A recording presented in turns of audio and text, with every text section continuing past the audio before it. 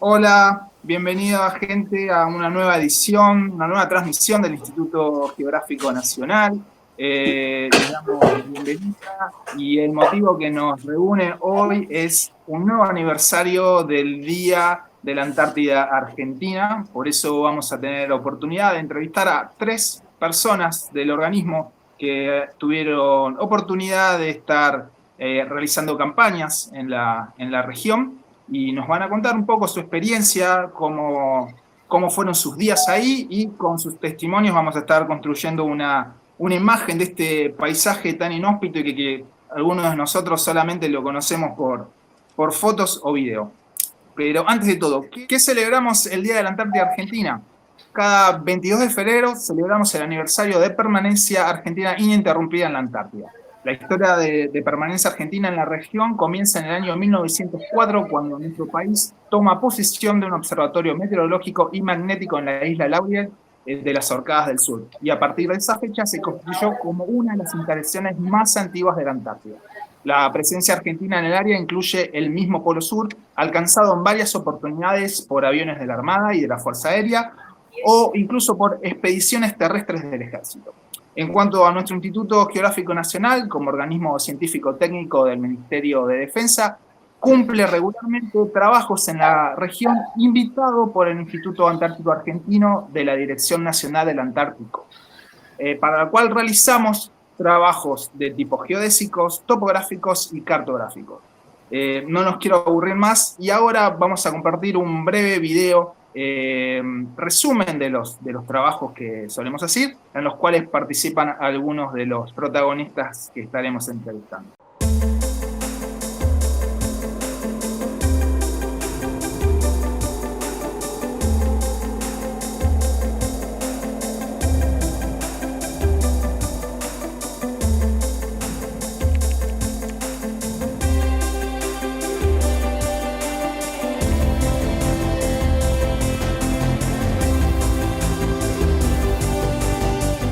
Tuve la oportunidad de representar a nuestro instituto en dos campañas antárticas de verano. Fui destinado a la isla Vega, precisamente a la Bahía del Diablo, a hacer un levantamiento topográfico del glaciar. Fuimos a colaborar con el Instituto Antártico Argentino en la determinación del balance de masas de un glaciar en la isla Vega. Estoy concurriendo a las campañas antárticas de verano desde el año 2010 con el grupo Glaciología del Instituto Antártico Argentino. Lo que hicimos fue relevar más de 1000 puntos en el área aledaña a la base Marambio. Lo fundamental fue el trabajo en equipo. Las personas con las que uno comparte pasan a ser familia. Estas tareas fueron encomendadas al Instituto Geográfico desde hacía 20 años antes para hacer un cálculo del volumen de masa del hielo que desciende por el descongelamiento que se está produciendo en estos últimos años. Nuestro instituto nunca antes había designado a una mujer para cubrir estas tareas, así que bueno, era un honor, una responsabilidad y un desafío. También cumplir con un sueño que siempre tuve, fue increíble. La verdad que tenía muchas expectativas, pero muchas, y todas fueron superadas.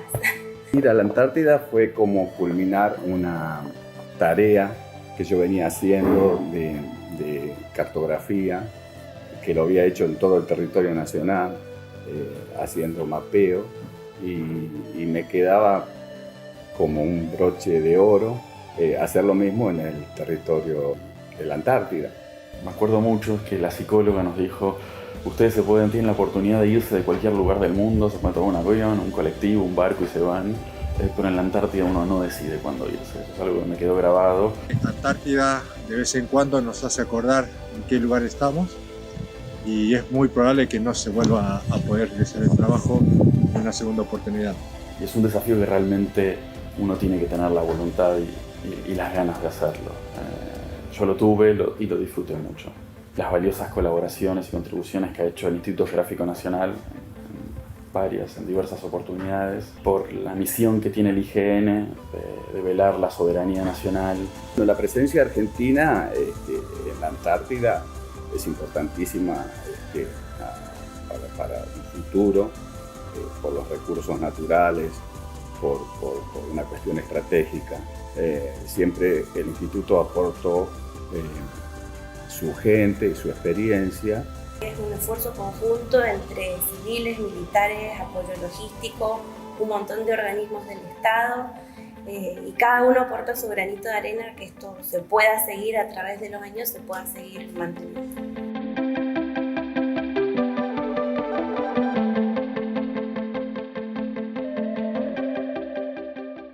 Bueno, espero que les haya gustado el video. Es un pequeño resumen y tenemos con nosotros algunos de los protagonistas que aparecieron en el video y que vamos a estar entrevistando hoy. Ante todo, quiero agradecerle a los tres el tiempo en este contexto muy particular.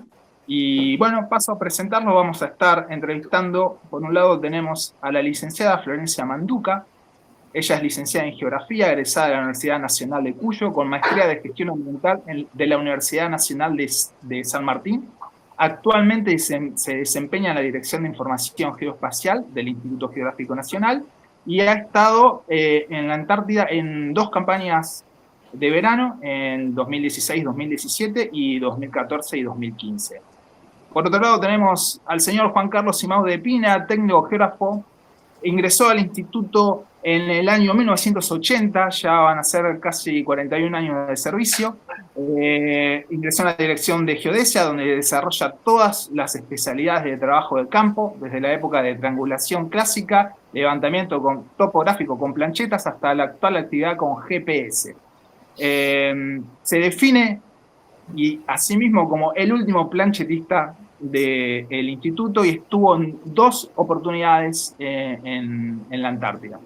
Y por otro lado tenemos a Diego Piñón, agrimensor de la Universidad de Buenos Aires y una maestría en Ciencias Geoespaciales de la Universidad Royal de Melbourne de Australia. Entre los años 2010 y 2011 ocupó el cargo de responsable del Departamento de Marcos de Referencia de la Dirección de Geodesia de nuestro instituto. Luego, entre los años 2012 y 2018, fue el director de Geodesia y actualmente se desempeña como director nacional del Servicio Geográfico del Instituto Geográfico Nacional. Vuelvo a repetir, muchas gracias por su tiempo y voy a estar guiando las preguntas. Voy a empezar por Diego, como director nacional del Servicio Geográfico. Contanos un poco para contextualizar. ¿Desde qué año el instituto hace campañas en la Antártida? ¿Cuántas campañas? ¿Qué tipo de campañas y en qué contexto? Sí, gracias, Emiliano. Sí, en realidad en el año 48, en 1948, se firmó un decreto, el 9905, que básicamente establece la dependencia político-administrativa del sector antártico argentino al gobernador marítimo, así es como se llamaba en aquel momento, al gobernador marítimo del territorio nacional de Tierra del Fuego.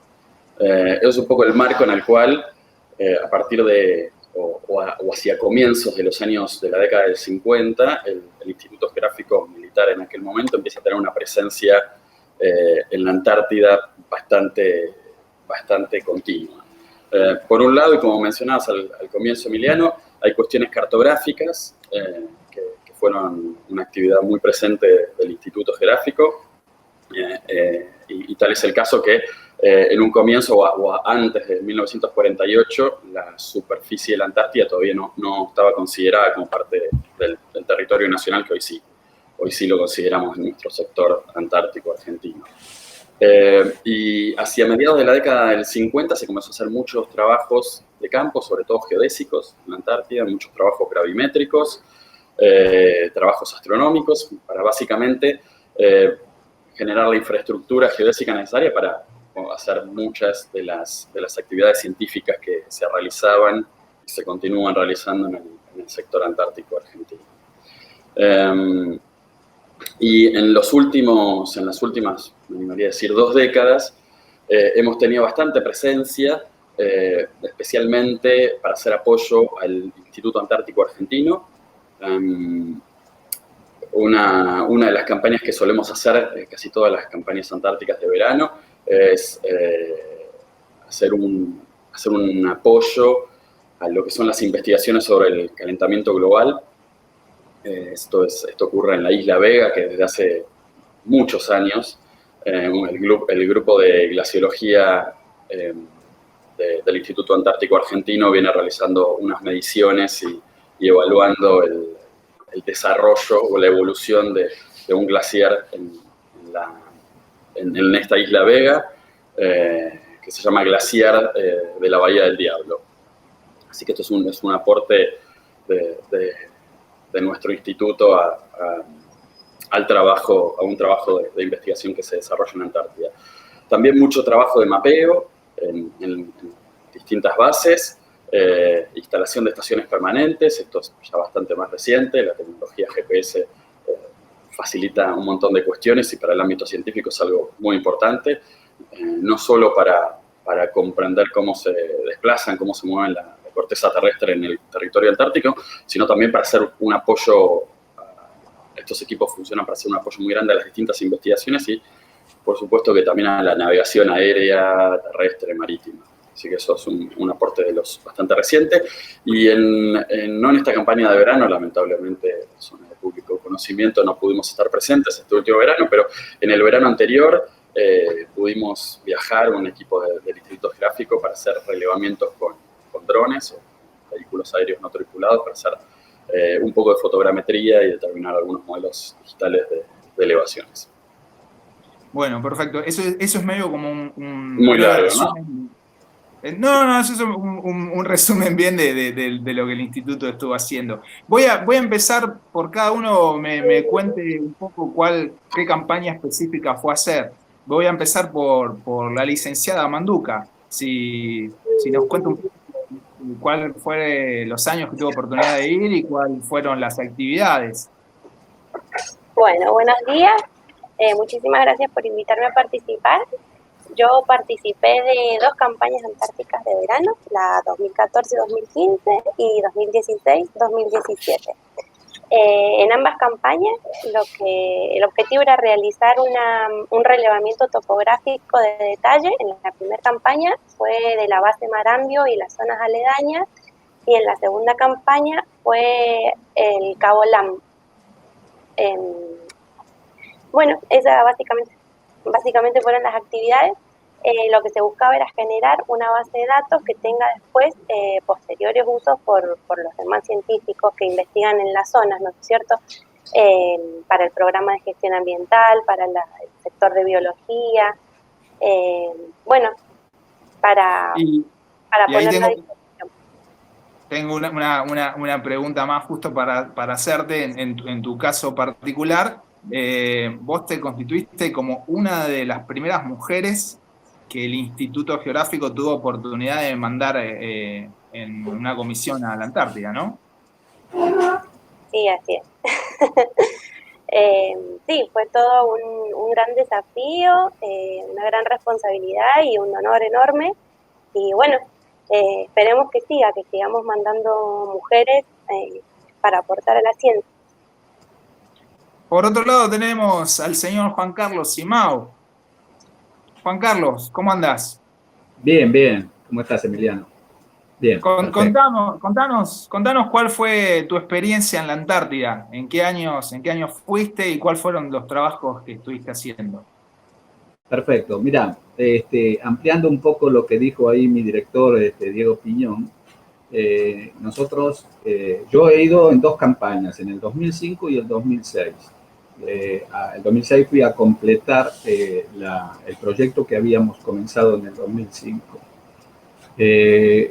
Lo que quería agregarte es que desde el año 1980 el instituto participa en la Isla Vega en lo que es el llevar adelante el proyecto del control y el seguimiento del comportamiento del glaciar que está en la Bahía del Diablo. El Instituto Geográfico participó en el año 1980 con un planchetista que hizo el primer mapeo de la isla. Lo hizo con la plancheta y por suerte este integrante del instituto llamado Toconás dejó un mojón como para poder seguir haciendo esas mediciones, esos controles, dejó un mojón en la playa justo donde se hace el campamento, y el pilar de azimut en una de las elevaciones. ¿Esto qué sirvió? Para que yo después de 25 años pueda hacer exactamente el mismo mapeo del mismo sector que había realizado esta persona. Para eso fui convocado por la Dirección de la Antártida, por el ingeniero Esbarca, que tenía como objetivo hacer una comparación mapeando el mismo sector, para ver cómo se comportaba el glaciar en cuanto a su desplazamiento en altura y si había retrocedido cuántos metros. Esto fue muy, muy interesante porque se utilizó el mismo plano de comparación, los dos mismos puntos de arranque, y se logró al cabo de 2 campañas producir el mapeo, generar un modelo en 3D. Lo interesante fue, lo diferente, es que utilicé el mismo instrumental que había utilizado este compañero 25 años atrás. Como resultado de este proyecto, fue fantástico la experiencia, pero fue catastrófica, por llamar de alguna manera, los resultados, porque se comprobó ya en ese momento, hace 25 años, que el descenso del hielo ya era superior a 20 metros y el retroceso del glaciar casi 200 metros. Ya eso provocó un diagnóstico que, bueno, las consecuencias son terribles. Así que esa fue básicamente mi experiencia en la Antártida durante esos 2 años. Perfecto. Diego, y ahora tu experiencia, vos también tuviste ¿fuiste 2 años o fuiste más?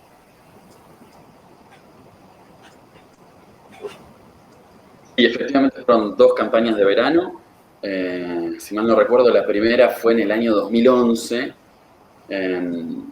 que por un lado fue justamente a continuar este trabajo que contaba antes Juan Carlos, a hacer un estudio nuevo. Es un estudio que se repite todos los meses de febrero en ese glaciar de la Bahía del Diablo, para analizar la evolución del glaciar. Y por otro lado, en esa misma campaña, un poco lo que estábamos buscando, como contaba Juan Carlos, en los años 80 se estableció una red trigonométrica fundamental, la que sirvió para hacer los distintos, año tras año, los distintos relevamientos y mediciones.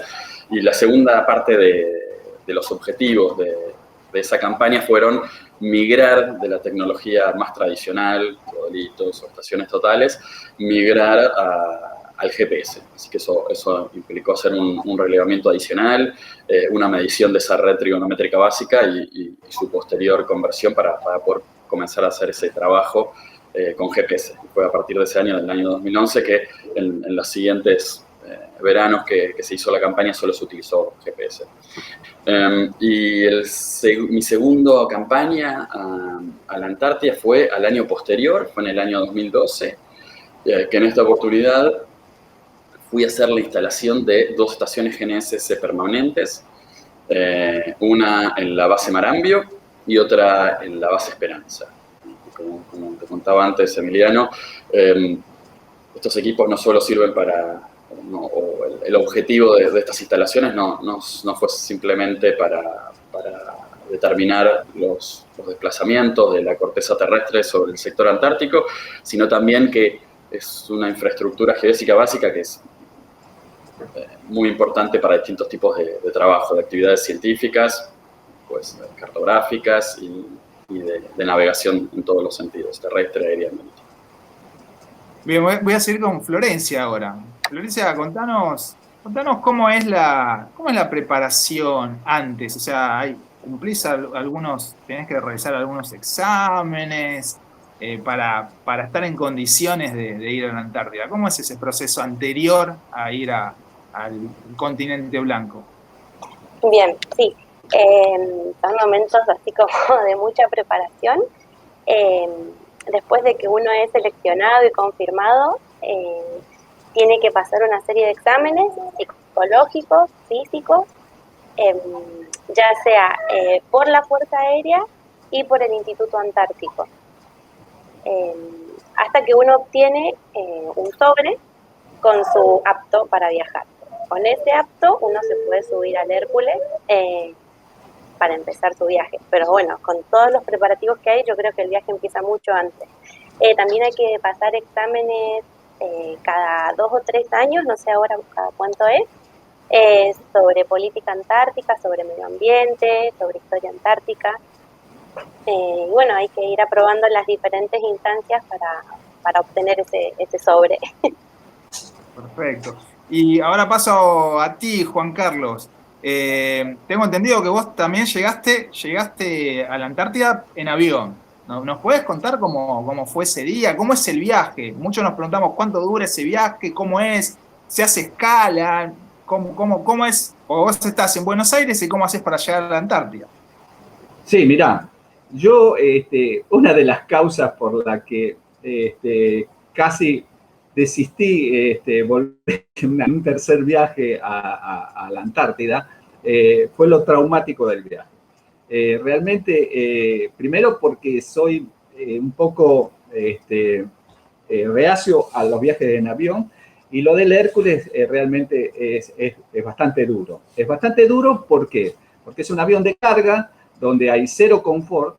El viaje es muy largo porque el Hércules no se caracteriza por la velocidad de desplazamiento. El ruido es ensordecedor, pasás de tener mucho calor de golpe a tener mucho frío, por eso te aconsejan llevar el equipo de invierno a mano.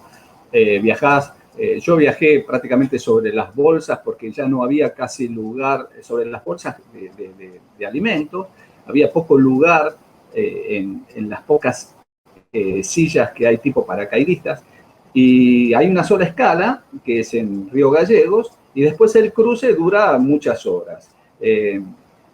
Para mí fue un punto de inflexión, digamos, el viaje, porque no me resultó nada agradable en las dos oportunidades, porque el avión se movía mucho, de golpe hay unos saltos tremendos de altura, y vos creés que va a ser tu último viaje, pero bueno, la experiencia para mí no fue nada agradable en los dos viajes que fui.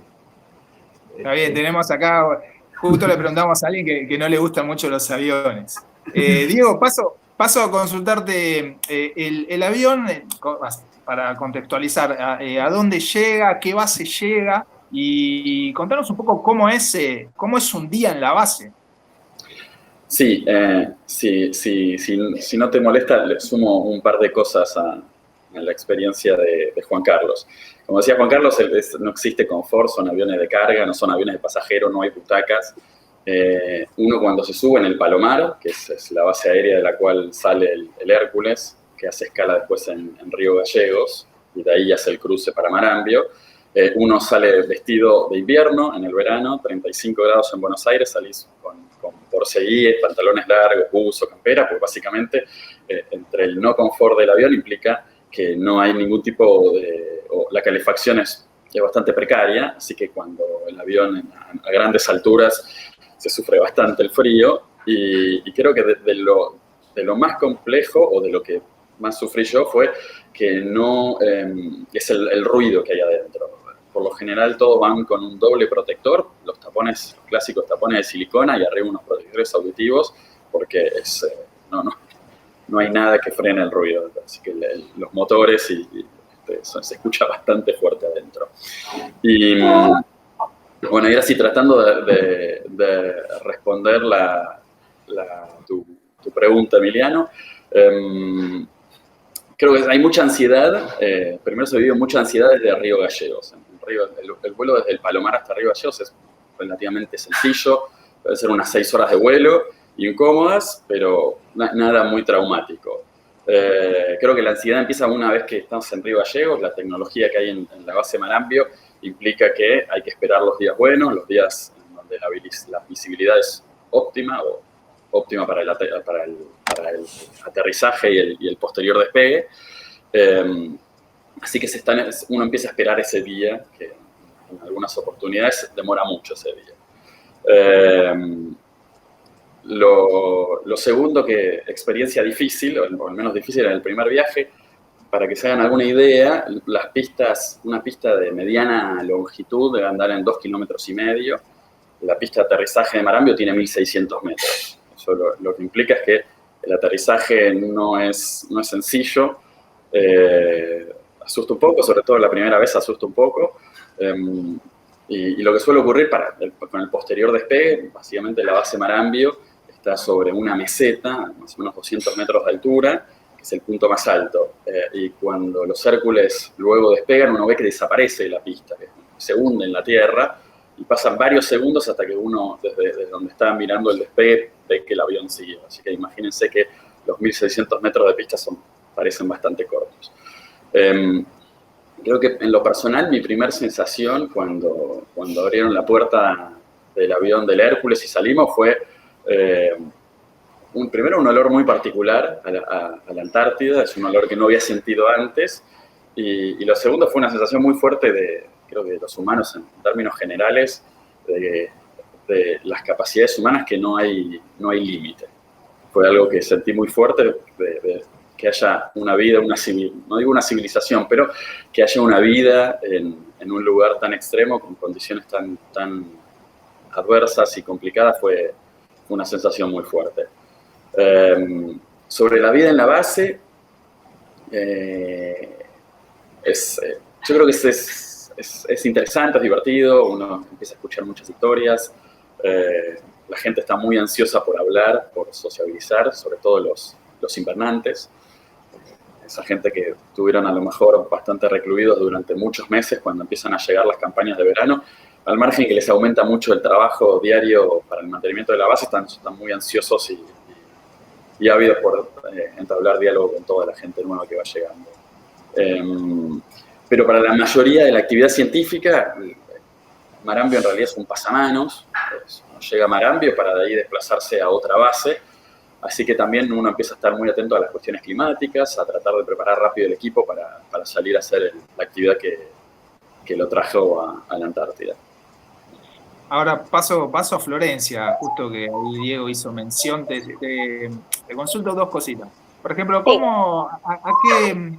¿a qué hora te levantás y a qué hora uno se acuesta en la Antártida? Los horarios y sobre todo el tema de cuál es el instrumental que uno lleva para cumplir las tareas que ustedes tienen que cumplir en el terreno. Bien, en cuanto a los horarios, bueno, durante el verano, que fue la oportunidad que yo tuve de vivir ahí, sabemos que el sol no se oculta demasiado, así que lo que nos marca el ritmo es el reloj, no el sol. Por ejemplo, nosotros nos despertábamos 7:30, desayunábamos en el campamento, te hablo, en la Isla Vega, en el Cabo Lam. Nos despertábamos 7:30, éramos 6 personas, a las 8 más o menos desayunábamos todos juntos, nos conectábamos a la radio para escuchar el parte meteorológico diario, para avisar que habíamos pasado bien la noche. Cada uno hablaba de dónde iba a ir a trabajar ese día, a dónde iba a ir a relevar, a dónde iba a ir a medir su tarea. Y bueno, y salíamos después de la comunicación por radio. Éramos 6 personas, como te dije recién, estábamos trabajando de a pares, entonces siempre había un par que le tocaba hacer la comida ese día. El almuerzo era cada uno en su trabajo, digamos, a lo largo del día, lo llevábamos en las mochilas, pero la cena, el par que le tocaba hacer la cena debía volver temprano al campamento para tener la cena lista cuando todos regresen. Y el resto podía seguir trabajando hasta las 8 de la tarde, 9, como el sol siempre acompaña, eso era muy bueno. Y bueno, cuando había temporal estábamos todos en el campamento haciendo tareas en una carpa que se llama carpa laboratorio y bueno, prendíamos el generador más tiempo ese día, cargábamos las baterías, enchufábamos las compus y trabajábamos desde ahí.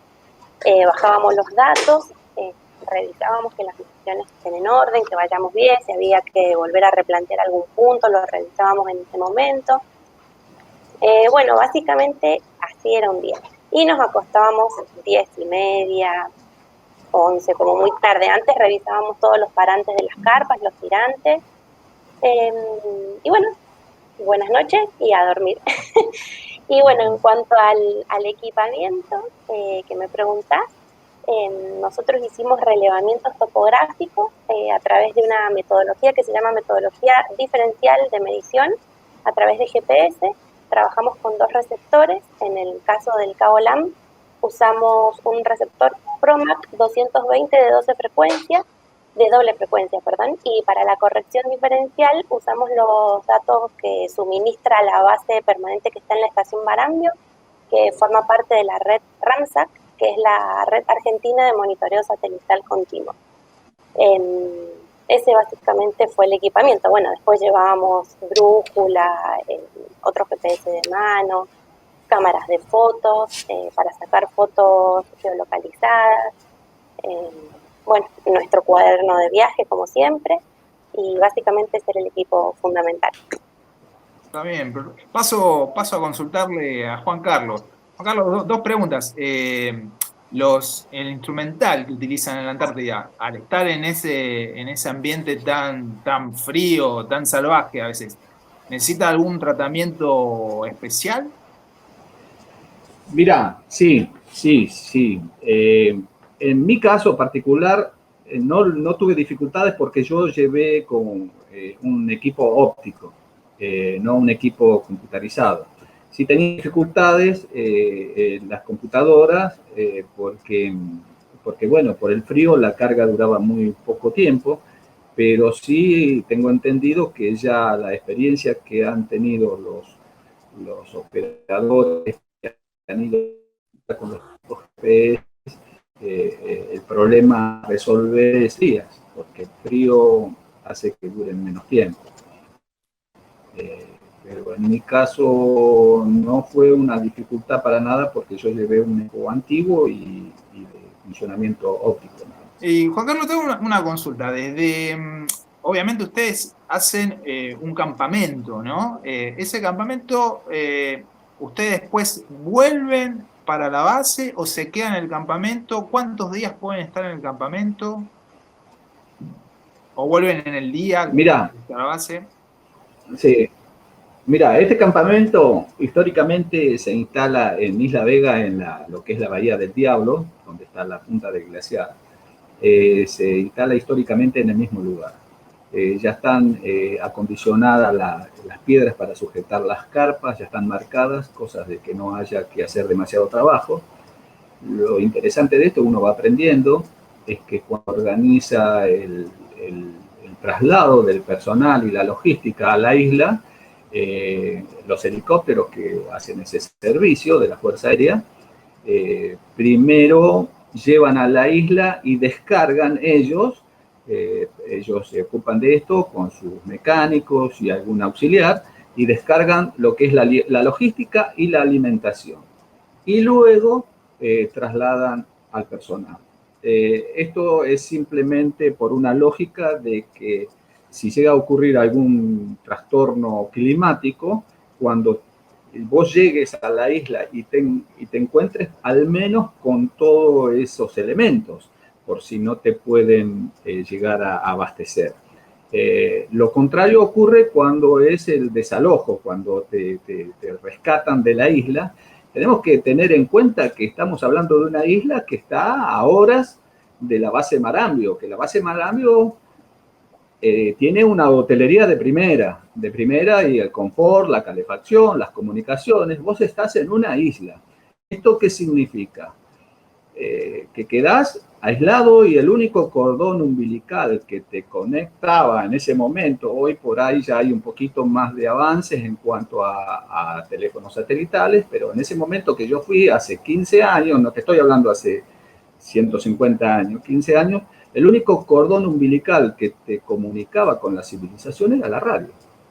Y en el caso mío, que tuve la muy mala experiencia en la segunda campaña, que ahí quedé acobardado de 15 días continuos de temporal, de un temporal con ráfagas de viento de más de 100 kilómetros por hora, donde no se podía ver de una carpa a otra por la nieve, por la ventisca, y realmente estábamos en condiciones de evacuar y no podíamos evacuar porque los helicópteros, si no tienen las condiciones óptimas, te puede pasar lo que te pase en la isla, no te van a ir a rescatar porque no van a poner en riesgo las tripulaciones para ir a buscarte. O sea que vos ya sos consciente de esa situación. No es fácil, para nada, y porque hay que estar preparado psicológicamente. Yo creo que no todos están en condiciones de no quebrarse después de tantos días de aislamiento absoluto.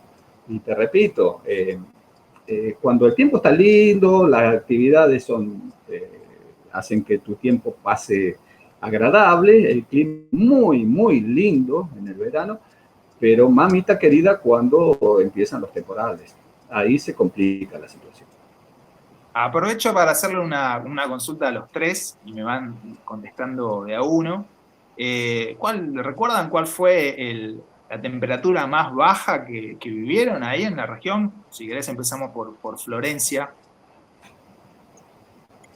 No estoy segura, pero creo que en el campamento, en el Cabo Lam, tuvimos 15 grados bajo cero. No estoy segura de lo que te estoy diciendo, tendría que chequearlo de nuevo, pero creo que esa fue la temperatura más baja. Y cuando llegamos, la más alta que tuvimos fueron 4 grados centígrados positivos. Hacía muchísimo calor, yo sentía que tenía demasiado calor ese día. Es como que el cuerpo se nos había acostumbrado, ya nos habíamos aclimatado y de repente 4 grados fue muchísimo. Así que bueno, esas fueron las temperaturas más extremas que yo recuerdo. Vos, Diego, ¿recordás cuál fue las temperaturas más extremas ahí en la región? Sí, menos 16 fue en el campamento. Lo que suele ocurrir es que no es solo la temperatura, la sensación térmica seguro que debe ser mucho menor, digo, menos 16 en la Argentina, en muchísimas regiones de Argentina no es tan grave. Lo que suele ocurrir es cuando en el verano con esas temperaturas mínimas siempre están acompañadas, como decía Juan Carlos antes, por tormentas. Entonces, una tormenta con ráfagas de más de 100 kilómetros por hora, con menos 16 grados, se sufre bastante. Hay muy pocas formas de evitar sentir frío y no estarse muriendo, congelando. Y vos, Juan Carlos, bueno, supongo que es la experiencia que contaste ahí en... Sí, yo creo que andábamos de termómetro, estaba cercano a los 20 grados bajo cero. Lo que sí también, como decía Diego, lo que suma mucho es el viento que es tremendo. Pero también, como decía Florencia, es sumamente agradable cuando el día está calmo y hay sol, la temperatura se eleva muchísimo, sobre todo si estás trabajando en el glaciar. ¿Por qué? Porque estás como parado sobre un espejo, entonces la radiación se multiplica por, no sé por cuánto, pero muchísimo, y hay que tener mucho cuidado también, porque al multiplicarse la radiación, las quemaduras son peores que estar en el Caribe, porque automáticamente te prendes fuego. Por eso hay que cuidar mucho la vista, muchísimo la vista. Yo, como usaba un equipo óptico, estaba muy complicado y tuve, no digo lecciones, pero sí tuve algunas dificultades cuando regresé a Buenos Aires. ¿Por qué? Porque el equipo óptico no me permitía usar los anteojos de sol, que son los que tenés que usar sí o sí, porque no podía hacer las lecturas en mi aparato. Pero es lo primero que te recomienda, sobre todo si trabajas sobre un glaciar. La exposición al sol es brutal, y hace que se caliente el ambiente y puedas disfrutarlo realmente. También cuando el cielo está descubierto, ese contraste entre un cielo tan azul, el blanco transparente del hielo y el mar, es de una belleza inmaculada. Yo que tengo la suerte de haber conocido tantos paisajes en el país, quedaba extasiado por la belleza desde arriba, desde la cima del glaciar. Es una vista impresionante, pero bueno, es así. Diego, te hago una consulta, una última consulta técnica, que es para que cuentes a la gente cuánto dura para el personal que va a la comisión, y sobre todo muchas veces recibimos preguntas de cómo es el proceso después, una vez que las personas vuelven al instituto con los datos, cómo es el proceso de esa recolección de datos y procesamiento, mejor dicho, de datos. El cuánto dura no lo sabe nadie. Y eso es una de las, previo al viaje, es uno de los, en los estudios psicológicos que uno le hace, yo me lo acuerdo, lo tengo muy presente y es algo que repito bastante. Los psicólogos nos explicaban que uno se puede regresar de cualquier lugar del mundo, como un avión, un barco, un colectivo, camina y regresa. En Antártida no funciona así. En Antártida está todo supeditado al clima, así que uno nunca sabe cuándo va a regresar. Y tal es así que, por ejemplo, a los que tuvimos la suerte de ir a campamentos, los víveres que nos dejan deben ser como para 6 meses, para justamente tener un margen en el caso que el clima no ayude y no se pueda hacer el repliegue a través de helicópteros o como sea, o con Twin Otter para algunos otros casos. Así que la duración de la campaña es una incógnita. Puede durar 1 mes, puede durar 3 meses. Eso en cuanto a la duración. En cuanto al procesamiento de los datos, bueno, eso dependerá un poco del tipo de campaña que uno haya hecho. Muchas veces se procesan los días malos, es algo que ocurre bastante, los días de tormenta no se puede salir, son muchos los días de tormenta. Así que siempre se suele aprovechar esos días feos para empezar a avanzar con todo lo que son informes y procesamiento de los distintos datos que se hayan capturado en el campo. Bien, perfecto. Y para ir terminando, nuevamente les agradezco a los 3 por su tiempo. Nos gustaría que cada uno nos vaya diciendo qué fue esta experiencia para ustedes, en Antártida. Digamos, muy pocos seres humanos tenemos la oportunidad de ir a esas regiones y estaría bueno saber desde el nivel humano, nivel personal de ustedes, cómo lo pueden resumir a esa experiencia. Si querés empezamos ahí por Juan Carlos. Mira, yo dentro de mi profesión, que ha sido mapear, para mí fue un hito fundamental ir a la Antártida porque tuve el orgullo y la satisfacción de haber mapeado casi gran parte del territorio nacional y haberlo completado con el mapeo de un glaciar, de una isla de la Antártida. Para mí fue como un broche de oro a mis 40 años de servicio en el Instituto Geográfico. La experiencia para mí fue maravillosa, intransferible, y lo que muchos dicen que pagarían para ir, a mí me pagaron para estar en la Antártida y no tendría manera de devolverle al instituto la posibilidad que me dio de haber transitado por esa experiencia. Diego. Creo que para todos los que volvimos, ¿no? Los que decidimos volver, significa que lo disfrutamos. Es una experiencia única estar en un lugar tan inhóspito y tan hermoso al mismo tiempo. Y particularmente los que trabajamos sobre la península antártica, hay mucha vida marina. Así que amanecer entre lobos marinos, pingüinos, fue muy, muy especial. Y por otra parte,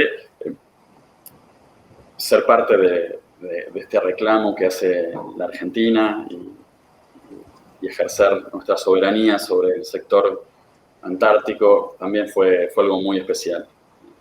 Haber sido aportado un granito de arena para tener un reclamo más sobre este sector antártico. Y Florencia, tu experiencia. Bueno, yo estudié geógrafa profesional en la Universidad Nacional de Cuyo y toda mi carrera siempre me interesó muchísimo la geopolítica, todo el tema de Malvinas, Antártidas, y bueno, y de repente haber tenido esta oportunidad fue un broche de oro, digamos. Poder, como decía, coincido totalmente con Diego, es una sensación, no sé, desbordante sentir que uno hace patria. Y bueno, y además, por otro lado, quiero destacar que es muy importante los vínculos personales en Antártida. Como decía Juan Carlos también, es muy importante el vínculo con el resto, uno depende completamente del resto de las personas. Cuando está ahí, somos pocos. Y bueno, es fundamental el trabajo en equipo. En Antártida nadie puede hacer algo solo, todos tenemos que trabajar en equipo y eso es algo muy valioso. Y bueno, nada, los amigos que a uno le quedan también son un valor, es invaluable, digamos, la amistad que uno trae de ahí. Y bueno, nada, yo siento que encontré mi lugar. Bien, bien. Les agradecemos nuevamente a los tres el tiempo en estos contextos tan particulares y que se han tomado unos minutos para poder contarnos esas historias desde sus casas. La gente muchas veces nos preguntan por redes sociales cuál ha sido la experiencia, más allá de lo técnico, ¿no? Cómo es la experiencia humana. Así que por eso hoy tratamos en este día de la Antártida Argentina contar un poco eso, ¿no? La experiencia personal, la experiencia como profesionales del instituto en esa región. Así que muchas gracias por su tiempo. Agradecemos también a los que se han conectado para ver este video, para escuchar estos testimonios. Como siempre, los invitamos a que se sumen a nuestras redes sociales, donde de una u otra manera, técnicamente, o a través de la experiencia humana, o a través de fotos, videos, infografías y datos, contamos lo que es esta amplia geografía de la República Argentina. Así que, sin más, muchas gracias a todos y nos estaremos viendo en una nueva transmisión.